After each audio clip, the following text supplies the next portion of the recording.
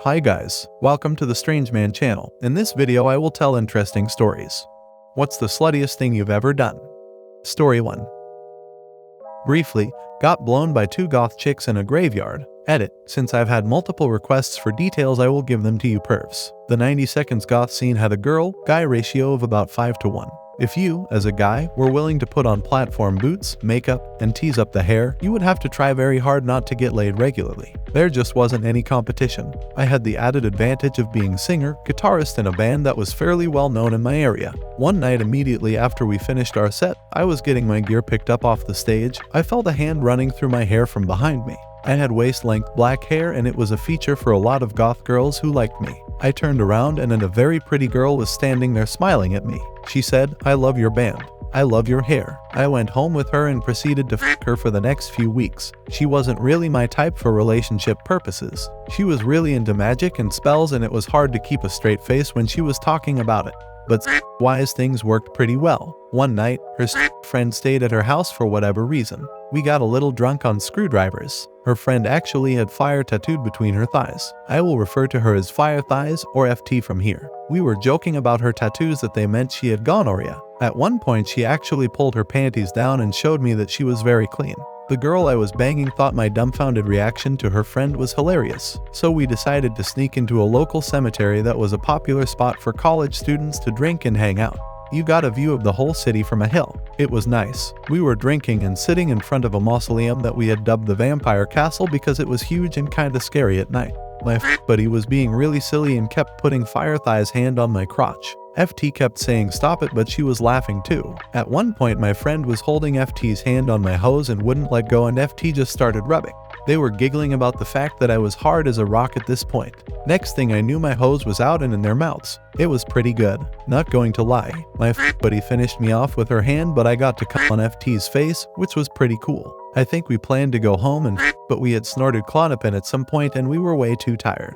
That was disappointing because I really wanted to FT. A couple of weeks later I broke it off with my friend so I could date the singer of another local goth band, so I never got to do the full-on three-way with FT.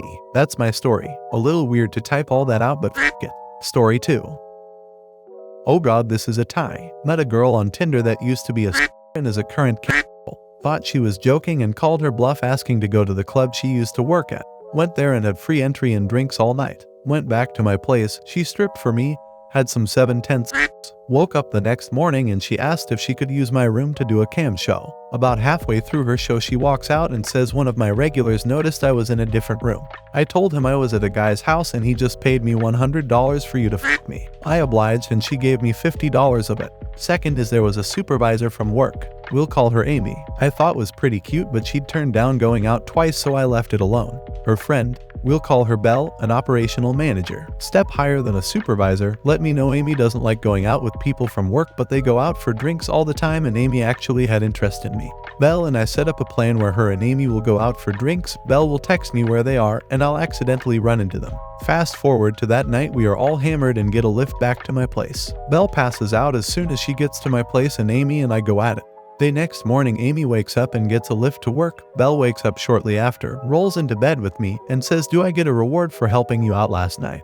and proceeds to suck the soul out of me. 7th night, probably wouldn't do it again though. Story 3. I went to a Southern Baptist school growing up that was insanely strict and overbearing.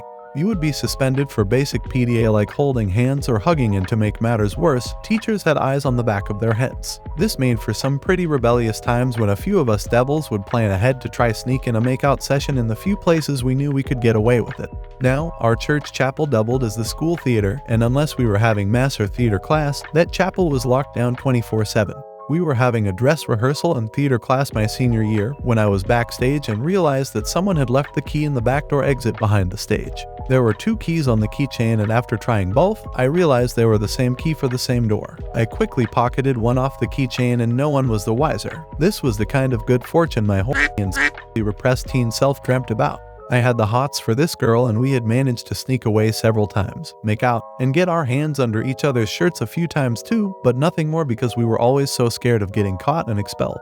Her parents were hardcore Baptists. Dad was a pastor and would never let her go anywhere on weekends, not even to sleep over at a friend's house. She would often slip me a folded note saying the dirty things she wanted to do. I want to feel you in my mouth, inside me. I want to know what your tastes like, etc. We spent months just needing a place to do it, and finally, this key was my golden ticket to the factory. The opportune day arrived when she told me in the hallway before first period, "My sister has JR. High choir today, so my mom is coming an hour late to pick us up. You need to get out of study hall last period and meet me behind the chapel." I made up an excuse to the dear old librarian, hall monitor, that I needed to do work in the computer lab since I was behind on a project. The kind Christian lady let me go easily. Bless her. I casually walked across the campus and made sure to not be spotted heading behind the chapel. Sure enough, she was there waiting for me, and we snuck in and locked the door. We both lost our virginity that day inside that holy place, and for 30 minutes we quietly f***ed our frustrations goodbye. We felt like normal, happy kids in each other's arms in that dim-lit church. I will never forget the sluttiest thing I have ever heard in all 32 years of my life as she whispered in my ear, "God's watching us. I want you to f*** the Jesus out of me." We never did get caught. And if there was a God watching, I'm pretty sure he's the one that left the key in the door for me that day. Story 4. Last summer, I ran into my former neighbor at the beach. Very attractive woman. She was 42 and I was 20. She watched me grow up. I used to mow the lawn for her. Always admired her from a distance, but naturally, never thought something could happen. She moved away when I was 16. After we bumped into each other, she sends me an Instagram DM. I guess that's the only place she could find me, I dunno. Saying that it was good to see me, followed by, and I quote, "I hope it's not creepy to say this, but you're looking really good these days."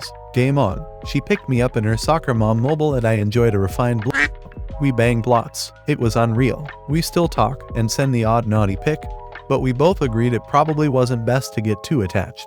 TLDR, I had sex with the mom next door, a true Stacy's mom experience that I'll never forget. Edit, more details I guess. We messaged for about 3 days after the run-in at the beach. On the third night, it went down. She couldn't wait though. Took me straight into a kiss. Drove to her house and the rest is history. She knew what she was doing in every regard. The best part was that she had a bunch of the adult gossip from the other neighbors on our old street with whom I never really interacted. I learned that John, the guy who's always fixing bicycles, was gay and religious. Dude's married with kids and bangs his wife from behind, and that's why she has short hair. It all clicked. Well guys, if you liked the video, please like and subscribe to the channel. Thanks for watching. Bye everyone.